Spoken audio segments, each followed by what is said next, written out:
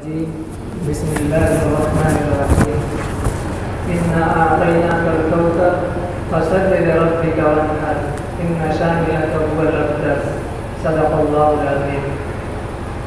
محترم سامعین کرام، ذی الحجہ کا مہینہ چل رہا ہے اور ذی الحجہ کے ایام کے فضائل گزشتہ جمعہ آ چکے ہیں کہ اس کے ایک دن کا روزہ ثواب کے اعتبار سے سال بھر کے روزوں کے برابر ہوتا ہے۔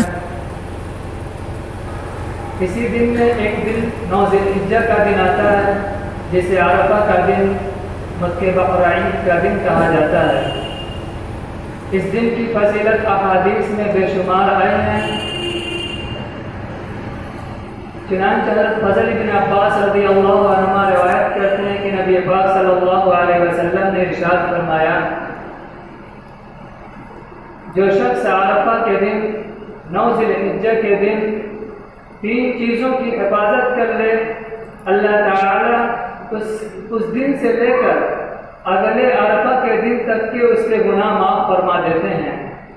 وہ 3 چیزیں کیا ہیں؟ پہلی یہ ہے کہ آدمی اپنی زبان کی حفاظت کرے، دوسری کان کی حفاظت کرے اور تیسری نگاہ کی حفاظت کرے۔ زبان کی حفاظت کیا ہے؟ زبان کی حفاظت یہی ہے کہ آدمی اپنی زبان سے کسی کی غیبت نہ کرے، کسی کی چغلخوری نہ کرے، کسی کی برائی بیان نہ کرے، گالی گلوچ نہ کرے، کسی پر عیب نہ لگائے، تہمت نہ لگائے۔ یہ ہے زبان کی حفاظت۔ اور کان کی حفاظت یہ ہے کہ آدمی اپنے کان سے غیبت کو نہ سنے اور گانے وغیرہ کو نہ سنے اور ان چیزوں سے رک جائے جس کے سننے سے اللہ رب العزت نے منع فرمایا ہے۔ اور نگاہ کی حفاظت یہ ہے کہ آدمی اپنی نگاہ سے، اپنی آنکھ سے کسی ایسی چیز کو نہ دیکھے جسے اللہ رب العزت نے دیکھنے سے منع فرمایا ہے۔ مثلا بد نظری کرنا، غیر محرم کو دیکھنا وغیرہ وغیرہ۔ تو جو شخص ان 3 چیزوں کی حفاظت کر لے گا تو اللہ رب العزت فرماتے ہیں، نبی پاک صلی اللہ علیہ وسلم نے ارشاد فرمایا کہ اس کے اس دن سے لے کر کے اگلے عرفہ کے دن تک کے اس کے گناہ معاف ہو جاتے ہیں۔ اور ایک حدیث میں اس دن کی فضیلت کے بارے میں آیا ہے کہ نبی پاک صلی اللہ علیہ وسلم نے ارشاد فرمایا، خیر الدعاء دعاء یوم عرفہ، سب سے بہترین دعا عرفہ کے دن کی دعا ہے۔ اس لیے ہمیں اس دن خوب دعائیں کرنی چاہیے، اپنے لیے، اپنے رشتہ داروں کے لیے، اپنے بال بچوں کے لیے دعائیں کرنی چاہیے۔ اور اسی طریقے سے ایک اور حدیث میں اس دن کی فضیلت آتی ہے، 9 ذی الحجہ کے دن کی فضیلت آتی ہے کہ نبی پاک صلی اللہ علیہ وسلم نے ارشاد فرمایا، جو شخص اس دن کو روزہ رکھے، اس دن میں روزہ رکھے، تو مجھے اللہ رب العزت کی ذات سے یہ امید ہے کہ اللہ تعالیٰ اس کے 1 سال پہلے کے اور 1 سال بعد کے گناہ معاف فرما دیتے ہیں۔ اس لیے ہمیں اس دن روزے کا بھی اہتمام کرنا چاہیے۔ ذی الحجہ کے ایام میں ایک دوسرا عمل تکبیر تشریق کا ہے، جو عرفہ کے دن یعنی 9 ذی الحجہ کی نماز فجر سے لے کر 13 تاریخ کی عصر تک باقی رہتا ہے۔ یعنی ہر فرض نماز کے بعد تکبیر تشریق پڑھی جاتی ہے اور وہ تکبیر یہ ہے، اللہ اکبر لا الہ الا اللہ واللہ اکبر وللہ الحمد۔ ہر فرض نماز کے بعد 1 مرتبہ کہنا سب پر واجب ہے۔ اس کے بارے میں ایک مسئلہ بھی سن لیں کہ بعض حضرات جو امام کے ساتھ نماز نہیں پڑھتے ہیں بلکہ کچھ رکعات ان کی چھوٹ جاتی ہے جسے مسبوق کہا جاتا ہے، تو ایسا شخص امام کے سلام پھیرنے کے بعد اپنی نماز پوری کرنے اور سلام پھیرنے کے بعد یہ بھی تکبیر بلند آواز سے پڑھے گا، اس پر بھی تکبیر پڑھنا واجب ہے۔ ہمارے علاقے میں، ہمارے معاشرے میں لوگ اسے شرم محسوس کرتے ہیں۔ اور دوسری بات یہ ہے کہ اگر کوئی شخص ایسا کام کرتا ہے کہ امام کے سلام پھیرنے کے بعد اپنی نماز پوری کرنے کے بعد جب وہ تکبیر پڑھنا شروع کرے تو لوگ جو بیٹھے ہوئے ہوتے ہیں اس کی طرف اپنی گردنیں اس طرح مروڑ کر دیکھتے ہیں جیسے اس نے کوئی جرم کر لیا ہے۔ تو اس طرح دیکھنے کی وجہ سے اسے شرمندگی محسوس ہوتی ہے جس کی وجہ سے وہ رک جاتا ہے پڑھنے سے، تو گویا آپ اس کے نہ پڑھنے میں سبب بن رہے ہیں، اس کا وبال آپ کو مل سکتا ہے۔ اس لیے آپ اپنے کام میں لگے رہیں اور جس کا جو کام ہے وہ اپنا کام پورا کرے۔ اس لیے سب پر واجب ہے، نیز خواتین پر بھی یہ تکبیر تشریق واجب ہے۔ اس لیے سبھی حضرات جو مرد حضرات یہاں پہ موجود ہیں اپنے گھروں میں جا کر خواتین کو بھی یہ مسئلہ بتائیں تاکہ وہ بھی اس کے پڑھنے کا اہتمام کریں۔ البتہ عورتوں پر آہستہ پڑھنا واجب ہے، بلند آواز سے ان کو پڑھنا نہیں ہے۔ یہ تکبیر تشریق اس لیے رکھی گئی ہے کہ اسلام کی شان و شوکت ظاہر ہو۔ اس کا تقاضا یہ ہے کہ سلام پھیرنے کے بعد مسجد اس تکبیر سے گونج اٹھے، لہذا ہر شخص پر یہ واجب ہے کہ ہر فرض نماز کے بعد 9 ذی الحجہ کی فجر سے تکبیر پڑھے، ہر فرض نماز کے بعد۔ اور تیسرا عمل ذی الحجہ کے ایام میں جو ہماری طرف متوجہ ہوتا ہے وہ عید الاضحیٰ کی نماز ہے اور اس کے بعد قربانی ہے۔ پہلے ہم عید کی نماز ادا کریں گے، پھر اس کے بعد قربانی کریں گے۔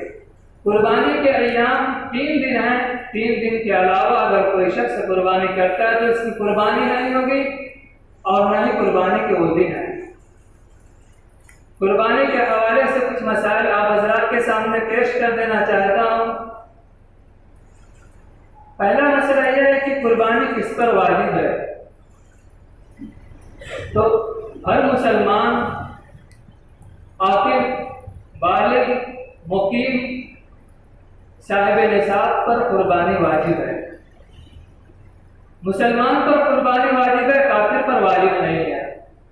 اور اسی طریقے سے اس میں ایک اور قید کا ذکر کیا گیا ہے کہ عاقل ہو یعنی عقل مند آدمی پر قربانی ہے، پاگل اور مجنون پر قربانی واجب نہیں ہے۔ ایسے ہی بالغ کا تذکرہ آیا کہ بالغ ہونا بھی ضروری ہے، تو بالغ پر قربانی واجب ہے، بچوں پر قربانی واجب نہیں ہے۔ اور مقیم ہو یعنی گھر میں ہو، سفر پر اس کا دورہ نہ ہو، مسافر نہ ہو، مقیم ہو، مقیم پر قربانی واجب ہے، مسافر پر قربانی واجب نہیں ہے۔ اور ایسے ہی صاحب نصاب بھی ہو، صاحب نصاب ہونا شرط ہے کہ آدمی جب صاحب نصاب ہوگا تبھی قربانی واجب ہوگی۔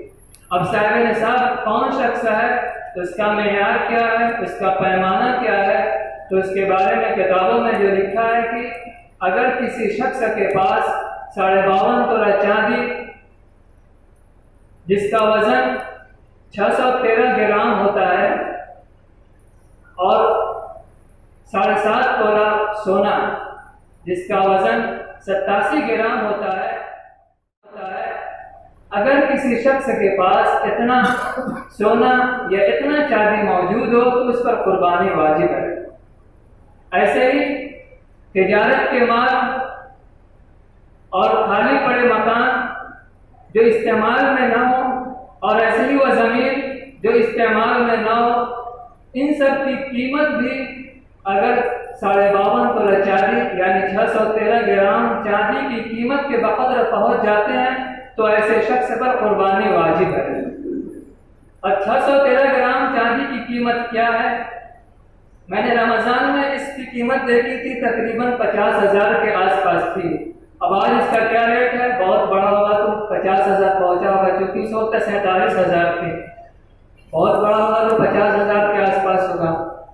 تو اب جس شخص کے پاس 50,000 کے لگ بھگ یا 50,000 رقم موجود ہو اور قرضے سے وہ شخص پاک ہو تو ایسے شخص پر قربانی واجب ہے۔ قرضے سے پاک ہونے سے مراد یہ ہے کہ آدمی کے پاس اگر آدمی مقروض ہو، اس کے اوپر قرضہ ہو، تو قرضے کی ادائیگی کے بعد بھی اگر 613 گرام چاندی یا 7.5 تولہ سونا یعنی 87 گرام سونا کی قیمت بچتی ہو اس کے پاس تو ایسے شخص پر قربانی واجب ہے۔ اور اگر کسی شخص کے پاس نہ تو 52.5 تولہ چاندی ہو اور نہ 7.5 تولہ سونا ہو، لیکن دونوں موجود ہو، لیکن دونوں کا نصاب نہ پہنچاؤ تو دونوں کو ملا کر اس کی قیمت دیکھی جائے گی۔ اگر دونوں میں سے دونوں کو ملانے کے بعد کسی ایک نصاب کو اس کی قیمت پہنچ جائے تو بھی قربانی واجب ہو جاتی ہے۔ دوسرا مسئلہ اس میں یہ ہے کہ قربانی جن افراد پر واجب ہو हर शख्स अपनी तरफ से कुर्बानी करेगा। घर के मालिक या बड़े की तरफ से कुर्बानी कर देना और ये समझना कि सबकी जानिब से कुर्बानी हो गई, यह ख्याल यह गुमान बिल्कुल गलत है। कुर्बानी अदा नहीं होगी।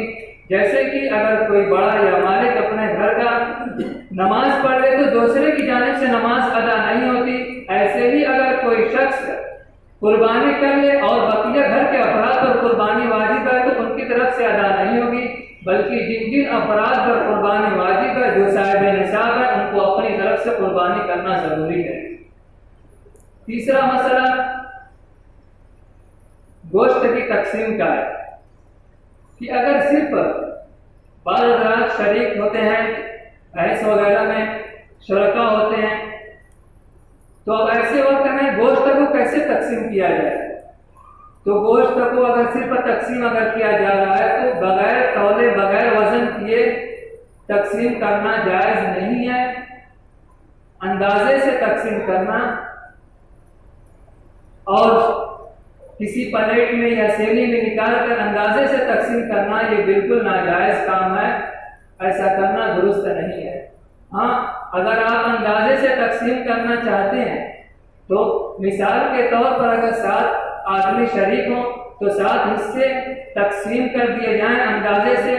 फिर जो गोश्त के अलावा जो चीज़ें होती हैं, मसलन पाया, मग्ज़, कलेजी और सीटी वगैरह, अगर इन चीज़ों को उसके ऊपर रख दिया जाए 7 हिस्सों में, उनके टुकड़े कर सब पर बराबर बराबर रख दिया जाए तो ऐसी सूरत में अंदाजे से तकसीम करना जायज़ है। ऐसी शक्ल में अंदाजे से तकसीम करना जायज़ है। अगर कोई शख्स सिर्फ गोश्त तकसीम कर रहा है अंदाजे से तो यह नाजायज़ काम कर रहा है। चौथा मसला यह है कि हमारे इलाके में, हमारे मुआशरे में बहुत से लोग दूसरे ममालिक में रहते हैं जहाँ ईद की नमाज, ईद का दिन, ईद उल अज़हा का दिन एक दिन पहले होता है। तो अगर वो लोग कुर्बानी हिंदुस्तान में कराना चाहें, अपने घरों में कराना चाहें, तो इस बात का ख्याल रखना ज़रूरी है कि दोनों जगह ईद उल अज़हा का दिन होना ज़रूरी है। अगर एक जगह ईद का दिन हो और दूसरी जगह ईद का दिन ना हो तो कुर्बानी दुरुस्त नहीं होगी ऐसे शख्स की जानिब से।